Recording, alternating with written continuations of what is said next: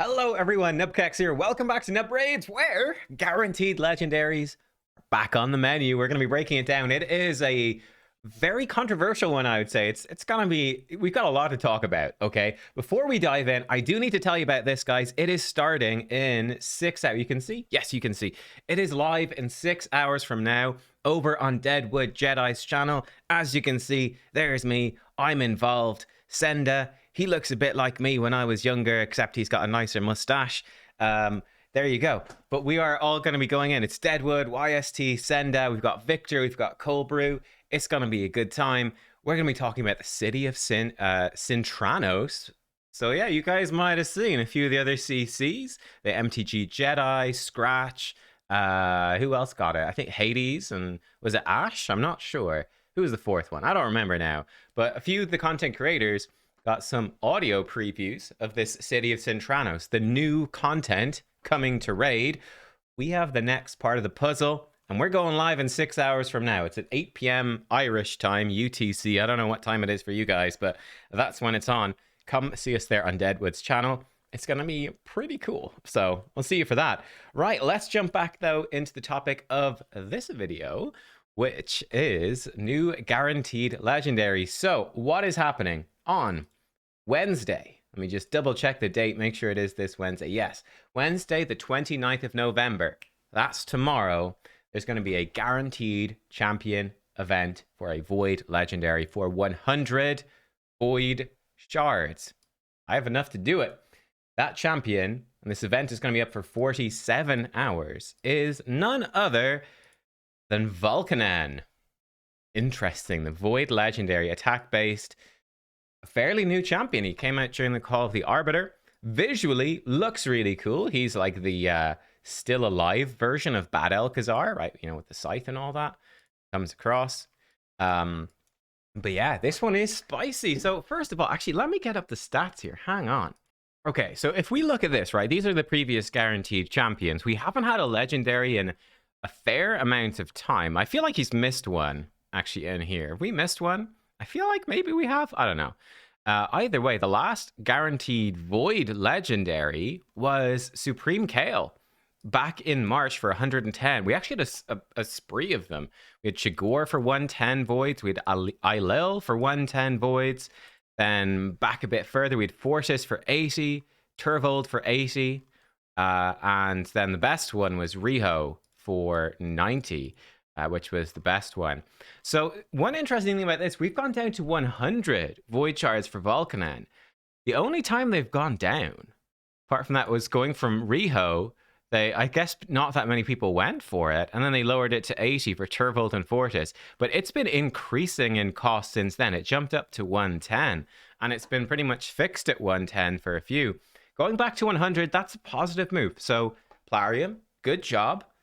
Guaranteed champions, great events, and lowering the cost, again, is great. And that's a positive trend to see because, let's be honest, we'll come back to this in a second. Let's be honest, like the cost for Ancients has just been going up, right? The cost for Sacred Guaranteeds has just been going up. So actually bringing those costs back down, good job. Fantastic.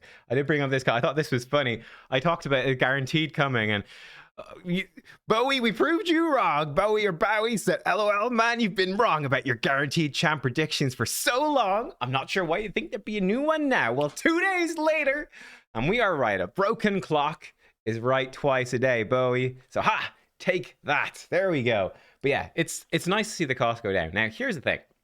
How good is Volcanen? Let's check out his reviews. Actually, a little bit higher than I was expecting, to be honest. But he's got fairly shocking reviews in a lot of other places. Volcanen, for me, is basically an arena-only champion and mostly a live arena champion, but he's got some pretty big problems. Let's look at him. I did do a video on this guy before, and I was pretty scathing, right? His A1 ignore shields can increase the duration of debuffs on the target and do debuff spread, spreading debuffs from the target to all enemies under Hex. His A2 is an AoE attack that does single target damage to each target individually rather than AoE damage. This is somewhat helpful against some masteries, somewhat helpful against Duchess Lilitu, helpful for Hydra as well. But I mean, he's not going to be a big damage either for Hydra either way. Before attacking, he can place Hex on all enemies for 2 turns that ignores resistance for each dead ally, which is wacky, and it does 10% more damage for each debuff on each enemy. And where he gets really funky are his secret skill, his passive, and this move right here. So Death's Bargain, he targets an ally. If they're alive, he kills them and unlocks his secret skill. He also does a AoE Weaken and AoE True Fear on all enemies that cannot be resisted or blocked, and fills his turn meter. If you use this on a dead ally, it will heal him by 50% of the dead ally's HP, and if all allies are dead, we'll also unlock a secret skill and give him a big old shield and fill his turn meter. This is kind of awkward though, right? I think, you know, I don't think it unlocks the secret skill unless everybody else is dead. So you still have to kill someone if you want to get the secret skill, I believe. So there you go. Kill your own ally. What does the secret skill do? Malice Unleashed. Before attacking, steal all buffs from the target that cannot be resisted. If their attack is equal to or higher than this champion, he gains bonus damage equal to their attack, which is insane, their multiplier. And if their attack is less, he ignores 50% defense. Obviously, 50% defense ignore. We've got that with Wukong. We've got that with Baron. You combo that with Savage Gear. You combo that with Helm Smasher. You could potentially ignore 100% defense. It also ignores block damage, unkillable shield, and ally protection, and puts block revive if the target's killed. So that's the big deal, right? Basically what you do, kill your own ally, get a turn meter boost, and then come in and massive single target hit that can block revive, right? He also does have some passives as well. He gets a big shield whenever an ally or enemy dies, equal to 50% of their dead max HP, so it gives him a nice big shield when he kills your own teammate. And yeah, all that sort of stuff. If whenever an enemy hits this champion while they're under shield, it can put a random debuff on the enemy. Again, it's very random. It can do basically all of them, pretty much. It cannot put boss exclusive debuffs, Sheep or Smite, but it can do basically everything else. There's a lot in his kit, and he has an extremely good aura. This aura is the one part of his kit that's unquestionably amazing, right? 30% speed in arena battles. So that's a brief overview of his kit.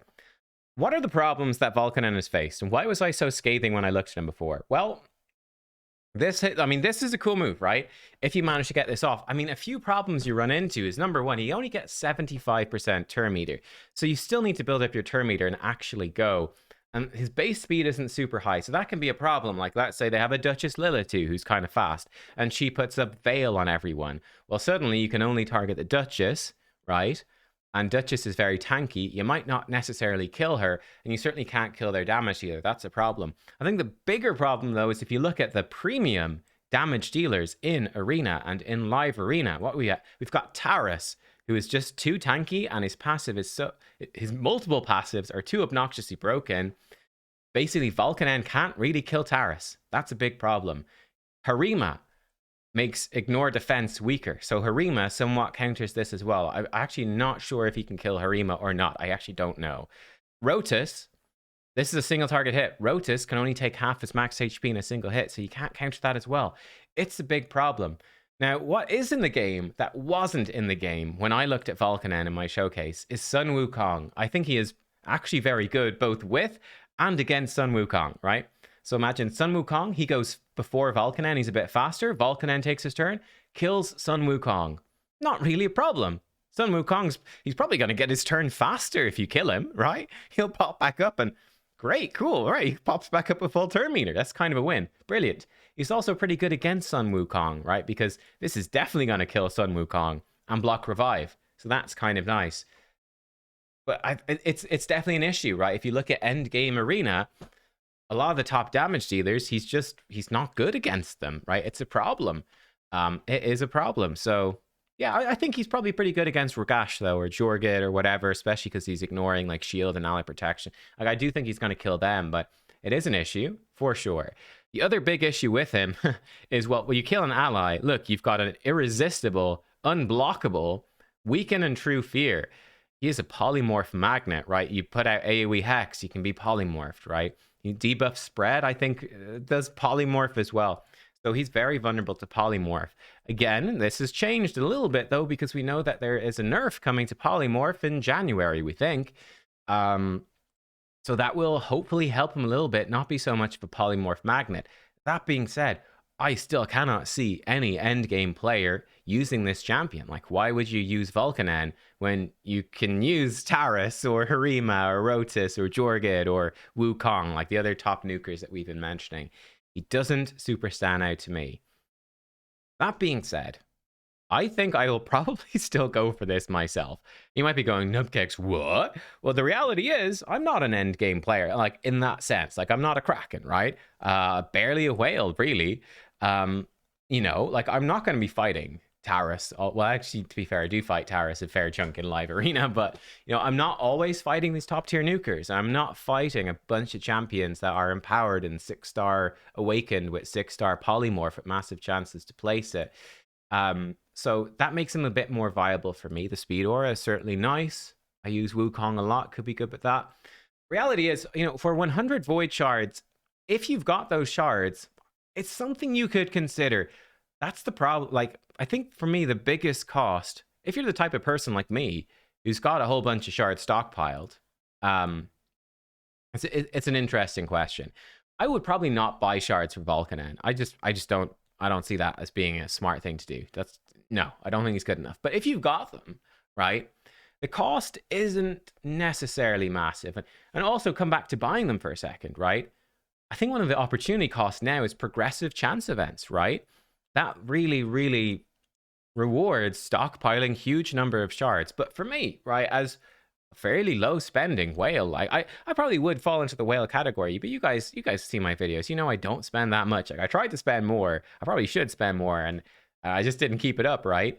You know, like, I'm not going to get enough void shards to really exploit a progressive chance event. Like, it's just not going to happen.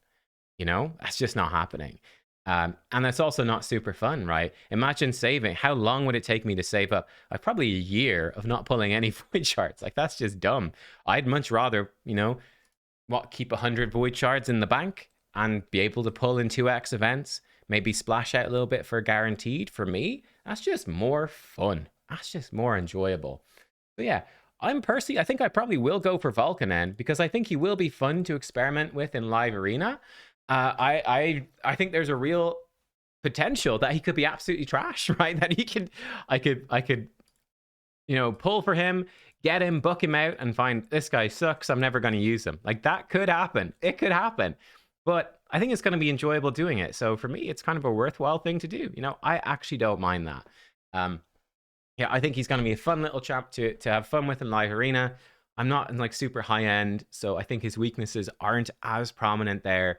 But yeah, if you're the type of person that would willingly buy 100 void shards, that's not me. But if you are, I don't think this is worthwhile for you, right? You should just buy 100 void shards a couple of times and wait for a progressive chance event, right? Stock up loads of void shards and go for that for someone that's actually good. But the reality is, like, if you're sort of in a similar position, like if you're in a worse position than me, you've got even less void shards, you're probably not, you've got no way to get enough to go for this guaranteed void. But yeah, for me, I think it's okay. I think it's fairly unlikely that we're going to have another guaranteed void legendary at Christmas. I think that's pretty unlikely. I think they're much more likely to do 10x events, progressive chances. They might do another guaranteed. I could see that happening, but probably for a different shard type.